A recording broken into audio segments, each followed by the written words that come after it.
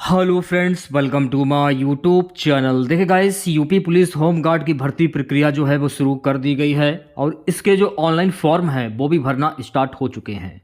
तो जिन बच्चों ने अभी तक इसका ऑनलाइन फॉर्म फिल नहीं किया है तो जल्दी से जाकर इसका ऑनलाइन फॉर्म भर दीजिए। अगर मैं टोटल पोस्ट की मैं बात करूं तो टोटल पोस्ट इसमें 41,424 हैं। तो आज की इस क्लास में हम लोग यूपी पुलिस होमगार्ड परीक्षा के लिए होमगार्ड से संबंधित प्रश्न, यूपी जीके से संबंधित, यूपी पुलिस से संबंधित प्रश्न इस वीडियो में डिस्कस करेंगे। तो इस वीडियो को पूरा ज़रूर देखिए। वीडियो अच्छा लगे तो प्लीज़ वीडियो को लाइक और शेयर ज़रूर करें। अगर आप चैनल पर नए हैं और आप लोगों ने अभी तक इस चैनल को सब्सक्राइब नहीं किया है तो प्लीज़ चैनल को ज़रूर सब्सक्राइब करें और नोटिफिकेशन बेल ऑन करना ना भूलें। तो चलिए वीडियो को स्टार्ट करते हैं। खुद से प्रयास कीजिएगा इन सभी क्वेश्चंस के आंसर देने का। 2 से 3 सेकंड के बाद मैं आंसर क्लियर कर दूंगा। देखिए, आज की क्लास में मैं आप लोगों के सामने टोटल 60 क्वेश्चन इस वीडियो में डिस्कस करने वाला हूं और आपको लास्ट में ये बताना है कि 60 क्वेश्चंस में आप लोगों के कितने क्वेश्चन जो है वो सही निकल रहे हैं। कमेंट बॉक्स में ज़रूर बताएगा और सभी क्वेश्चंस के आंसर बहुत ही ईमानदारी के साथ में कमेंट बॉक्स में ज़रूर बताएगा आप लोग। ठीक है, चलिए क्लास को शुरू करते हैं। पहला क्वेश्चन आपकी स्क्रीन पर ये रहा। पहला क्वेश्चन है कि होम गार्ड की तैनाती में रोल सेल का क्या अर्थ है। ऑप्शन हैं आपके शारीरिक परीक्षा, हाजिरी लगाना और उपस्थिति सत्यापन, बी है वर्दी निरीक्षण, डी है रिपोर्ट बनाना।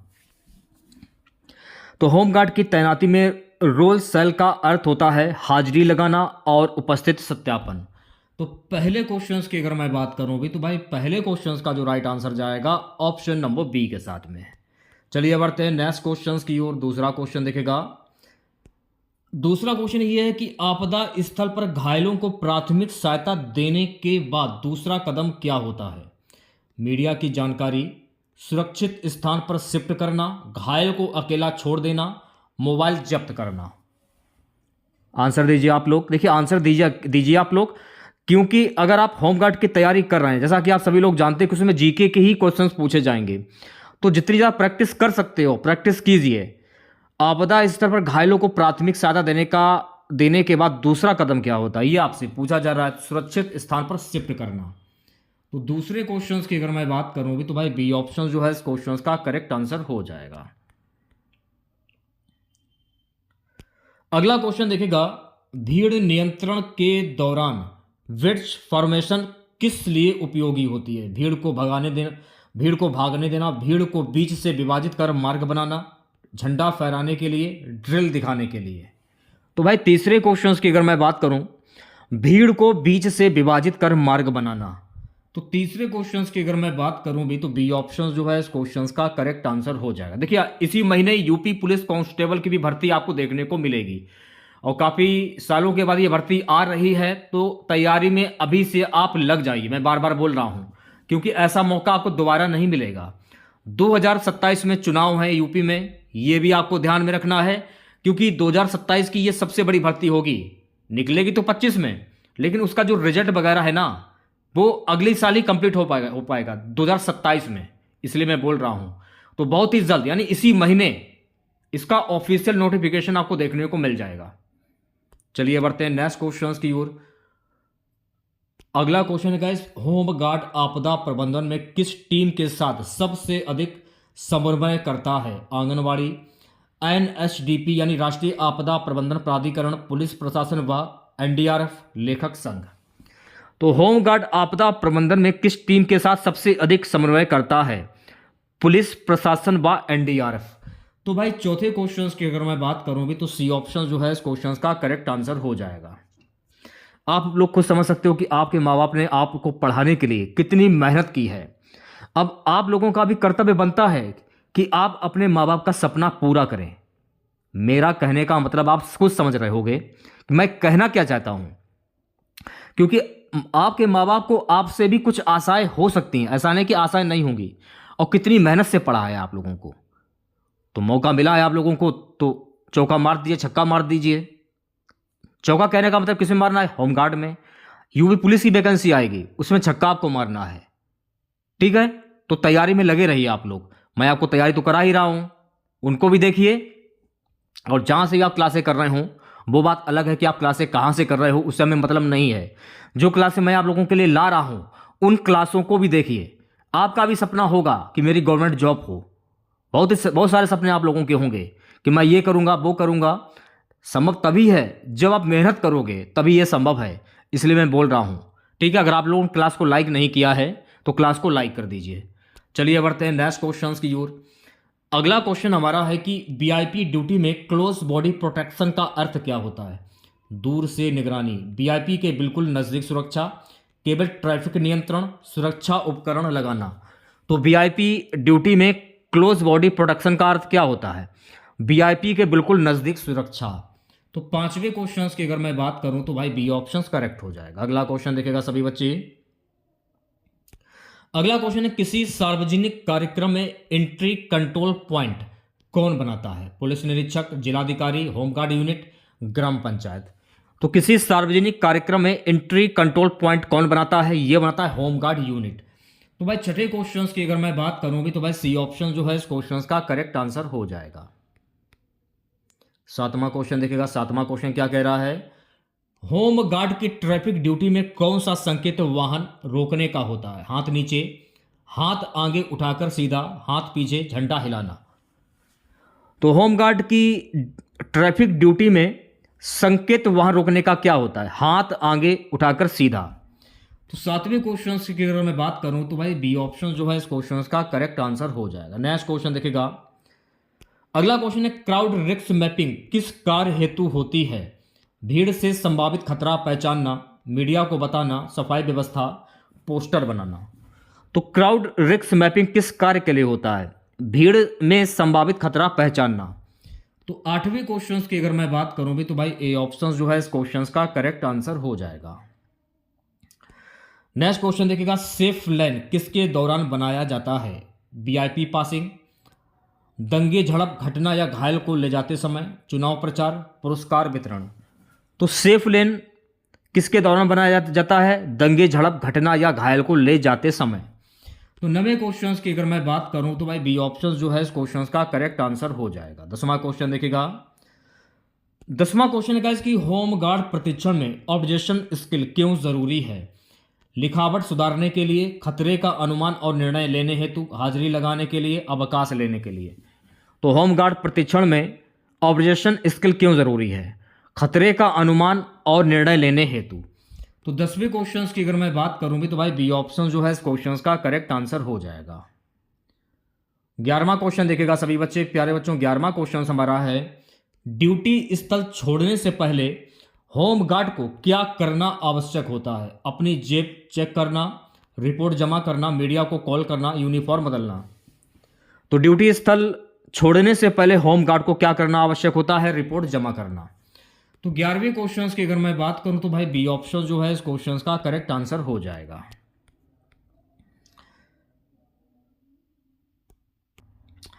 अगला क्वेश्चन है इमरजेंसी इवैक्यूएशन का पहला चरण क्या है? विश्राम, घायलों की स्थिति की जांच, लक्ष्य स्थल तय करना, भोजन वितरण। इसका जो आंसर होगा सुरक्षित स्थान। तो राइट आंसर की अगर मैं बात करूं घायलों को स्थिति की जांच, तो बी ऑप्शन जो है इस क्वेश्चन का करेक्ट आंसर हो जाएगा। चलिए बढ़ते हैं नेक्स्ट क्वेश्चन की ओर। सो गाइस अगला क्वेश्चन है 13वां।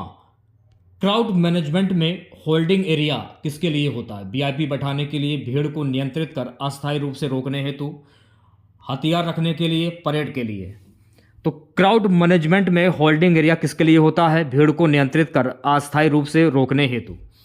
तो 13वें क्वेश्चन की अगर मैं बात करूं तो भाई बी ऑप्शन जो है इस क्वेश्चन का करेक्ट आंसर हो जाएगा। नेक्स्ट क्वेश्चन देखेगा। कोर्ट ड्यूटी में होम गार्ड का प्रमुख कार्य क्या होता है? मुकदमा लड़ना, बंदियों की निगरानी व सुरक्षा, न्यायालय निर्णय लिखना, स्टाफ नियुक्त करना। तो कोर्ट ड्यूटी में होम गार्ड का प्रमुख कार्य क्या होता है? बंदियों की निगरानी व सुरक्षा। तो भाई 14वें क्वेश्चन की अगर मैं बात करूं भी तो भाई बी ऑप्शन जो है इस क्वेश्चन का करेक्ट आंसर हो जाएगा। 15वां क्वेश्चन देखेगा। 15वां क्वेश्चन क्या कह रहा है? इस सबूत रिपोर्ट किसे प्रस्तुत की जाती है? जिलाधिकारी, मीडिया, कंपनी कमांडर या थाना प्रभारी या प्रधान। तो किसे प्रदान की जाती है?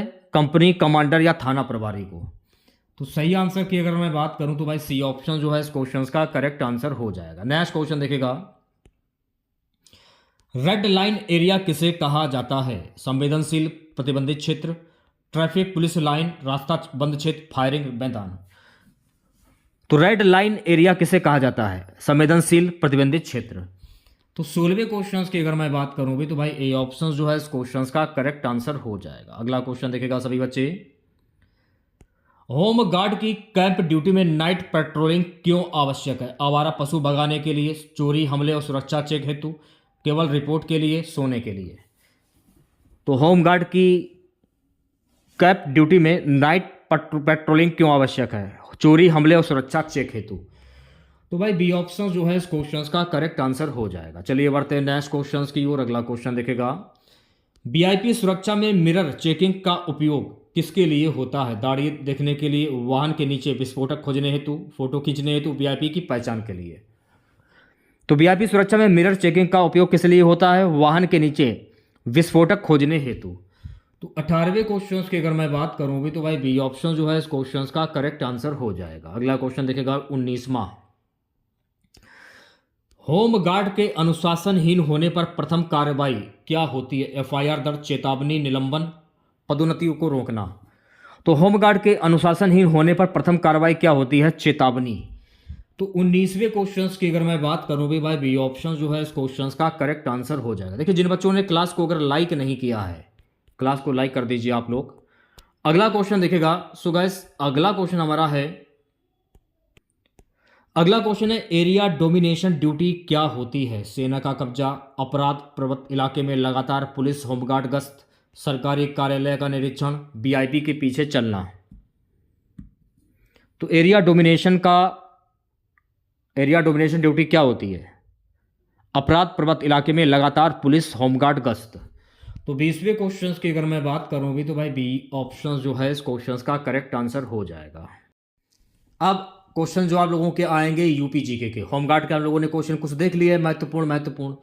अब हम लोग देखेंगे यूपी जीके के क्वेश्चन क्या है? उत्तर प्रदेश में पहला कृषि विश्वविद्यालय कहाँ स्थापित किया गया था? कानपुर, फैजाबाद, मेरठ या वाराणसी। तो उत्तर प्रदेश में पहला कृषि विश्वविद्यालय कानपुर में स्थापित किया गया था। तो 21वें क्वेश्चन की अगर मैं बात करूंगी तो भाई ए ऑप्शन जो है इस क्वेश्चन का करेक्ट आंसर हो जाएगा। 22वां क्वेश्चन देखेगा सभी बच्चे। 22वां क्वेश्चन क्या है? उत्तर प्रदेश में राष्ट्रीय जलीय वनस्पति अनुसंधान केंद्र कहां पर स्थित? सहारनपुर, लखनऊ, प्रयागराज या कानपुर। तो उत्तर प्रदेश में राष्ट्रीय जलीय वनस्पति अनुसंधान केंद्र जो है ना ये लखनऊ में स्थित है। तो 22वें क्वेश्चन की अगर मैं बात करूं भी भाई बी ऑप्शन जो है इस क्वेश्चन का करेक्ट आंसर हो जाएगा। आप लोग मेहनत कीजिए, हेल्प मैं आप लोगों की कर रहा हूं, बस मेहनत कीजिए आप लोग। उत्तर प्रदेश हिंदी संस्थान की स्थापना कब हुई थी? जैसे यूपी पुलिस की वैकेंसी अगर जैसे ही आएगी उसकी भी तैयारी मैं आप लोगों को कराना स्टार्ट कर दूंगा। पिछली बार मैंने आप लोगों को तैयारी कराई थी, आप बिलीव नहीं करोगे, बच्चे हिंदी के क्वेश्चन दिए पूरे के पूरे करके आए थे, झूठ नहीं बोल रहा हूं। 1961, 1970, 1983, 1950। तो उत्तर प्रदेश में हिंदी संस्थान की स्थापना वर्ष 1961 में हुई। तो 23वें क्वेश्चन की अगर मैं बात करूं तो ए ऑप्शन जो है इस क्वेश्चन का करेक्ट आंसर हो जाएगा। 24वां क्वेश्चन देखेगा। उत्तर प्रदेश के किस जिले में शकुंतला विश्वविद्यालय स्थित है? कानपुर, झांसी ऑप्शंस में 2 बार हो गया, ललितपुर। उत्तर प्रदेश के ललितपुर जिले में शकुंतला विश्वविद्यालय स्थित है। तो 24वें क्वेश्चन की अगर मैं बात करूं भाई डी ऑप्शन जो है इस क्वेश्चन का करेक्ट आंसर हो जाएगा। नेक्स्ट क्वेश्चन देखेगा 25वां। उत्तर प्रदेश का जैन संस्कृति क्षेत्र किसे कहा जाता है? आगरा, वाराणसी, चित्रकूट या ललितपुर। तो उत्तर प्रदेश का जैन संस्कृति केंद्र जो है ना ललितपुर को कहा जाता है। तो 25 क्वेश्चंस की अगर मैं बात करूंगी तो भाई डी ऑप्शन जो है इस क्वेश्चंस का करेक्ट आंसर हो जाएगा। अगला क्वेश्चन देखेगा सभी बच्चे। उत्तर प्रदेश का कौन सा जिला काष्ठ कला यानी वुड क्राफ्ट के लिए प्रसिद्ध है? वाराणसी, सहारनपुर, बरेली या गोरखपुर। तो उत्तर प्रदेश का जो सहारनपुर जिला जो है ना ये काष्ठ कला वुड क्राफ्ट के लिए प्रसिद्ध है। तो सहारनपुर। 26वें क्वेश्चन की अगर मैं बात करूं भी भाई बी ऑप्शन जो है इस क्वेश्चन का करेक्ट आंसर हो जाएगा। 27वां क्वेश्चन देखिएगा। 27वां क्वेश्चन क्या कह रहा है कि भारत का पहला राष्ट्रीय बायोडाइवर्सिटी बोर्ड किस राज्य में स्थापित हुआ? पंजाब, हरियाणा, उत्तर प्रदेश या महाराष्ट्र?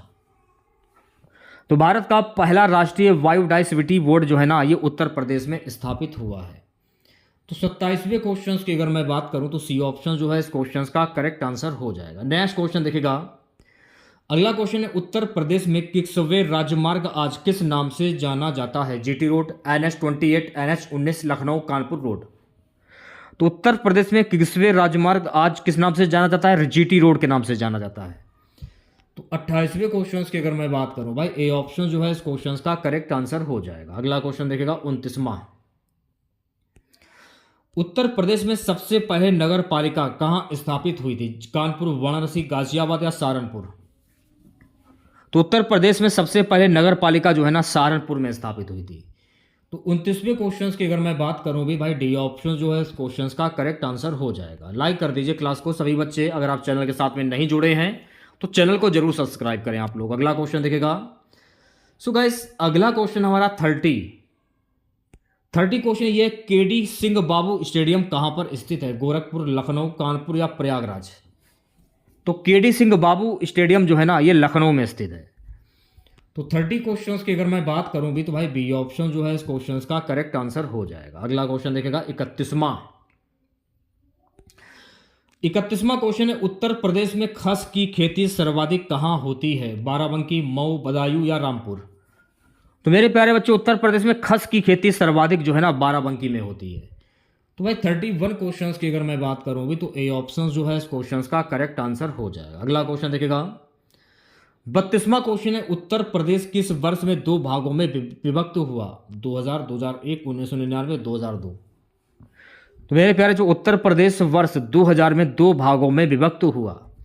तो 32 क्वेश्चंस की अगर मैं बात करूं भी भाई ए ऑप्शन जो है इस क्वेश्चंस का करेक्ट आंसर हो जाएगा। अगला क्वेश्चन देखिएगा 33वां क्वेश्चन क्या कह रहा है कि कलिंजर दुर्ग किस शासनकाल में सर्वाधिक प्रसिद्ध रहा? मुगल काल, शुंग काल, चंदेल काल या हर्षवर्धन काल?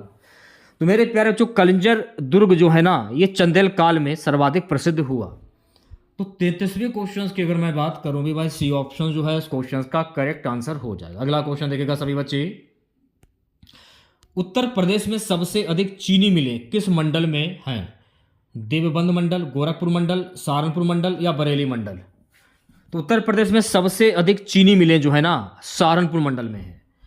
तो 34 क्वेश्चंस की अगर मैं बात करूं भाई सी ऑप्शन जो है इस क्वेश्चंस का करेक्ट आंसर हो जाएगा। अगला क्वेश्चन देखिएगा, अगला क्वेश्चन क्या कह रहा है, उत्तर प्रदेश का सबसे प्राचीन रेलवे स्टेशन कौन सा है? इलाहाबाद, बरेली, चारबाग या टंडा?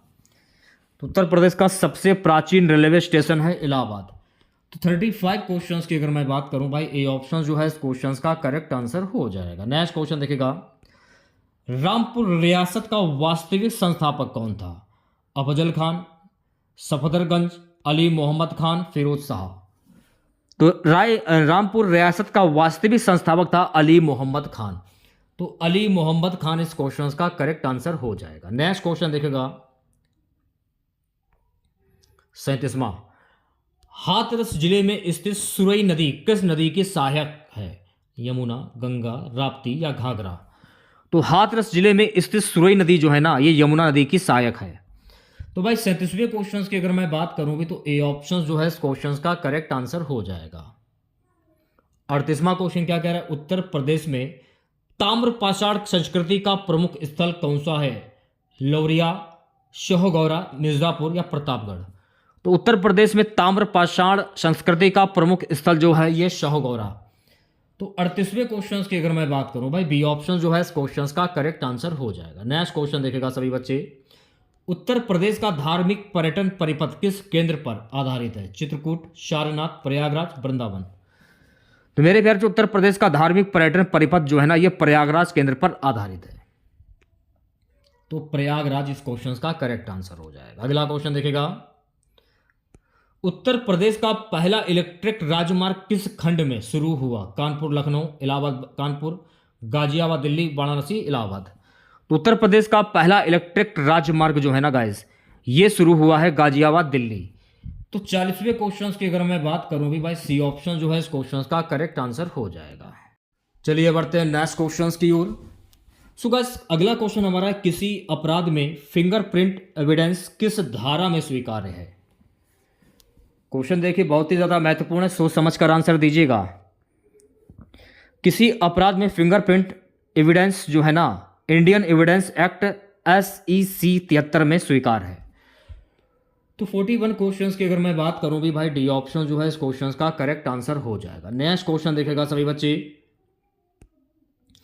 किसी व्यक्ति के कॉन्फ्रैक्शन को पुलिस हिरासत में कौन रिकॉर्ड कर सकता? SI, इंस्पेक्टर या मजिस्ट्रेट या DGP? कौन रिकॉर्ड कर सकता है, ये आपसे पूछा जा रहा है, तो मजिस्ट्रेट रिकॉर्ड कर सकता है। तो भाई राइट आंसर की अगर मैं बात करूं तो सी ऑप्शन जो है इस क्वेश्चन का करेक्ट आंसर हो जाएगा। चलिए बढ़ते हैं नेक्स्ट क्वेश्चन की ओर। CRPC 160 किससे संबंधित है? गवाह को नोटिस भेजना, गिरफ्तारी, मेडिकल टेस्ट, फिंगरप्रिंट। तो CRPC 160 जो है ना, गवाह को नोटिस भेजने से संबंधित है।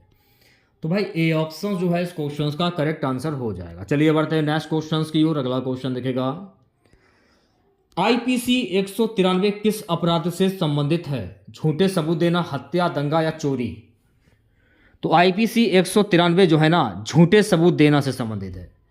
तो 44वें क्वेश्चन की अगर मैं बात करूं भी भाई, ए ऑप्शन जो है इस क्वेश्चन का करेक्ट आंसर हो जाएगा। अगला क्वेश्चन देखेगा, साइबर क्राइम में मेलवेयर क्या है? मोबाइल डेटा, नुकसान पहुंचाने वाला software, internet speed, digital signature. तो साइबर क्राइम में मेलवेयर क्या है? नुकसान पहुंचाने वाला सॉफ्टवेयर। तो बी ऑप्शन जो है गाइस इस क्वेश्चन का करेक्ट आंसर हो जाएगा। चलिए बढ़ते हैं नेक्स्ट क्वेश्चन की ओर। अगला क्वेश्चन देखेगा, पुलिस पंचनामा किस धारा के अंतर्गत तैयार होता है? CRPC 174, CRPC 190, CRPC 192, CRPC 182। तो पुलिस पंचनामा जो है ना गाइस, ये CRPC 174 के धारा के अंतर्गत तैयार होता है। तो 46वें क्वेश्चन की अगर मैं बात करूं भाई, ए ऑप्शन जो है इस क्वेश्चन का करेक्ट आंसर हो जाएगा। नेक्स्ट क्वेश्चन देखेगा 47वां, किसी मृत व्यक्ति के शरीर की पहचान किसके द्वारा की जाती है? मजिस्ट्रेट, स्थानीय पुलिस, वारिस या रिश्तेदार, CID? वारिस या रिश्तेदार। तो 47 क्वेश्चंस की अगर मैं बात करूं तो सी ऑप्शन करेक्ट हो जाएगा। अगला क्वेश्चन देखेगा सभी बच्चे। सो गाइस अगला क्वेश्चन हमारा है, IPC 201 किस अपराध से संबंधित है? सबूत नष्ट करना, चोरी, बलात्कार या दंगा? तो IPC 201 जो है ना, ये संबंधित है सबूत नष्ट करना। तो 48वें क्वेश्चन की अगर मैं बात करूं भी भाई, ए ऑप्शन जो है इस क्वेश्चन का करेक्ट आंसर हो जाएगा। नेक्स्ट क्वेश्चन देखेगा, अगला क्वेश्चन है, क्रिमिनल कॉन्फ्रेंसी की सजा किस धारा में उल्लेखित है? IPC 120B, IPC 34, IPC 312, IPC 420। तो क्रिमिनल कॉन्फ्रेंसी की सजा जो है ना, IPC 120B में उल्लेखित है। तो 49 क्वेश्चंस की अगर मैं बात करूं भाई, ए ऑप्शन जो है इस क्वेश्चन का करेक्ट आंसर हो जाएगा। सो गाइस अगला क्वेश्चन देखेगा, CRPC 55A किससे संबंधित है? आरोपी के अधिकारों का संरक्षण, खुफिया रिपोर्टिंग, तलाशी या वारंट? तो CRPC 55A जो है ना, आरोपी के अधिकारों का संरक्षण से संबंधित है। तो 50 क्वेश्चंस की अगर मैं बात करूं भी भाई, ए ऑप्शन जो है इस क्वेश्चन का करेक्ट आंसर हो जाएगा। ओके चलिए बढ़ते हैं नेक्स्ट क्वेश्चन की ओर। IPC 325 किस अपराध से संबंधित है? हत्या का प्रयास, गंभीर चोट पहुंचाना, चोरी या धोखाधड़ी? तो IPC 325 जो है ना गाइस, ये संबंधित है गंभीर चोट पहुंचाना। तो 51 क्वेश्चंस की अगर मैं बात करूं तो बी ऑप्शन जो है इस क्वेश्चन का करेक्ट आंसर हो जाएगा। नेक्स्ट क्वेश्चन देखेगा सभी बच्चे। सो गाइस अगला क्वेश्चन हमारा है कि DNA टेस्ट एविडेंस किस धारा के अंतर्गत आता है या मैनेजेबल है? DNA टेस्ट एविडेंस किस धारा के अंतर्गत आता है, ये आपसे पूछा जा रहा है। तो ये आता है एविडेंस एक्ट SEC 45। तो 52 क्वेश्चंस की अगर मैं बात करूं तो ए ऑप्शन जो है इस क्वेश्चन का करेक्ट आंसर हो जाएगा। नेक्स्ट क्वेश्चन देखेगा।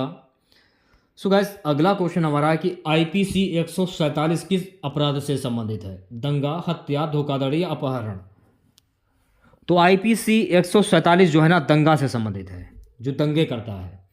तो 53 क्वेश्चंस की अगर मैं बात करूं तो ए ऑप्शन जो है इस क्वेश्चन का करेक्ट आंसर हो जाएगा। नेक्स्ट क्वेश्चन देखेगा। अगला क्वेश्चन है, पुलिस द्वारा केस डायरी किस धारा के अंतर्गत बनाई जाती है? CRPC SEC 172, CRPC SEC 173, CRPC SE 141, CRPC SEC 154। तो पुलिस द्वारा केस डायरी किस धारा के अंतर्गत बनाया? CRPC SEC 172। तो 54 क्वेश्चंस की अगर मैं बात करूं तो ए ऑप्शन जो है इस क्वेश्चंस का करेक्ट आंसर हो जाएगा। नेक्स्ट क्वेश्चन देखिएगा, IPC 409 किस अपराध से संबंधित है? चोरी, ब्रेच ऑफ ट्रस्ट, सरकारी कर्मचारी द्वारा हत्या या मारपीट। तो IPC 409 जो है ना ब्रेच ऑफ ट्रस्ट, सरकारी कर्मचारी के द्वारा से संबंधित है। तो 55 क्वेश्चंस की अगर मैं बात करूं भी तो भाई बी ऑप्शन करेक्ट हो जाएगा। नेक्स्ट क्वेश्चन देखिएगा, किसी FIR की अंतिम रिपोर्ट कौन दायर करता है? IO, कोर्ट, पीड़ित या गवाह। तो कौन दायर करता है? ये दायर करता है IO। तो भाई 56 क्वेश्चंस की अगर मैं बात करूं तो ए ऑप्शन करेक्ट हो जाएगा। 57 क्वेश्चन देखिएगा,